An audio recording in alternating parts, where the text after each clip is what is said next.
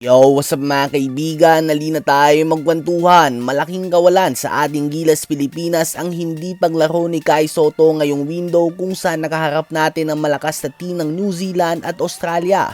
Natanggap nga natin ang talo at badly needed natin ang tulad ni Kaiju. Well, posible ang hindi makapaglaro si Kai Sotto para sa Gilas Pilipinas hindi lamang ngayong window kundi pati na din sa Asian Games at iba pang FIBA windows dahil muli niya ang susubukan na habulin ang kanyang pangarap na maging ang kauna-unahang homegrown Filipino NBA player. Susubukan niya nga ulit na mag-try out sa Summer League o kaya naman maglaro sa US NCAA in hopes na makapag-impress ng NBA scouts. Pwede pa nga bumalik sa kolehiyo ang mga player kahit na nag-pro na ito as long as hindi pa sila pumipirma ng standard NBA contract at dahil nga dito ay qualified nga si Kai Sotto na maglaro pa sa isang college team sa Amerika. Ang 7'3" Filipino center ay kasalukuyan na naglalaro sa Japan B-League kung saan disente naman ang pinapakita niya, lalo na't nanggaling pa lamang siya sa isang career-altering ACL injury.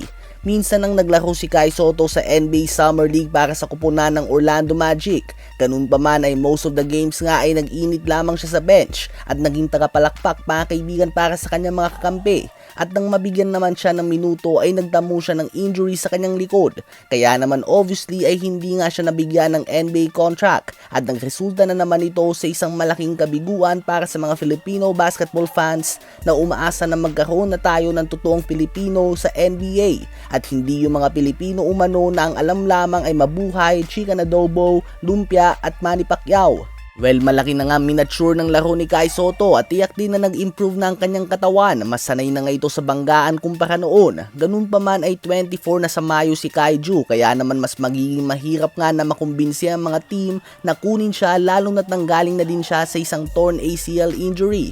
Problema pa din nga ang kanyang bilis at kakulangan ng kakayahan na depensahan ng mga mas athletic at mabilis na mga big man. Tiyak din na uulamin siya ng mga guard sa pick and roll dahil sa kanyang hindi kabilisan ng mga paa. Lahat ng to ay pwede pa din naman na ma-improve, subalit ang katotohanan ay hindi nga lahat ng team ay may oras para maghintay na mag-improve pa o mag-develop ng isang 24-year-old center na pwede nating ma-label as injury prone.